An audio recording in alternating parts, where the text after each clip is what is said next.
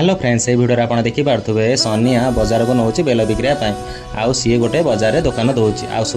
डाकुची बेलपणा नब भाई बेलपणा ग्लास रे 30 टंका बेलपणा नब भाई बेलपणा जी पीब पेटर थंडा सब मेंढर थंडा सब थंडा बेलपणा पाइबा भाई बेलपणा से गोटे भाई आसिक कहते भाई बेलपणा ग्लास केते टंका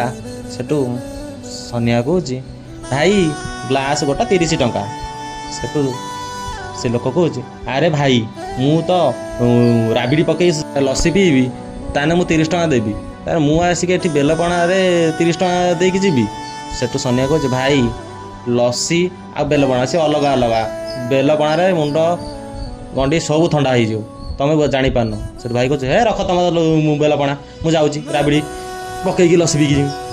सेठू से लोक पलि जाऊँ आउ किसी समय पर माझी आउ दुकान को आसुचंती आउ सनिया को कहते अरे सनिया दुकान किसी बिक्री है कि नहीं ना एमती खाली बसीचु तू सेठू सनिया कहे भाई किसी सका बिक्री है ना आउ मु कहूँ ग्लास 30 टंका कहीं नौना सेठू सनिया को माझी बाबू कहते अरे तू ग्लास को 30 टंका कौन बिकुचु तू 10 टंका बिकुनु देखू बहुत लोग आसवे सेठू सनिया सागे सागे कह भाई ऑफर लगिला भाई ऑफर लगिला ग्लास को 10 टंका ग्लास को 10 टंका जी पीब आस मुंड गंडी सब ठंडा हम जल्दी आस सेठू लोक बहुत आसिले ता दुकान को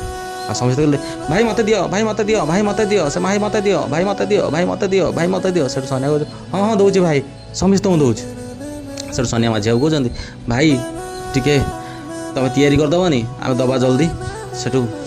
सनिया माझी बाबू 2 जन मिसी समस्त बेलपणा दौन हाँ भाई हाँ नियो नियो नियो भाई neo neo neo neo neo भाई भाई नियो भाई नियो भाई नियो नियो नियो भाई नियो नियो भाई समस्ते नियो नियो भाई नियो भाई नियो भाई एमती किस समय गला पर माझी बाबू कहते देखिलु एमती बेपार है हाँ 10 टंका देलु के सनिया कह हाँ मो भाई आम एथर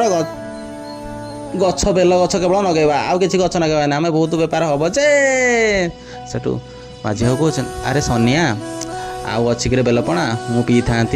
सेठू सनिया कहे भाई तुम लगे मुझे नुचेक 5 ग्लास आगुरी रखीदे सेठू माझी बाबू हाँ हाँ दे दे दे दे सेठू सनिया माझी बाबू दौन माझी बाबू ढक ढक बीज आउ दे आउ दे आउ दे आउ दे सेठू सनिया आहरी दौर आउ माझी बाबू कर पी चलते लास्ट को शांति।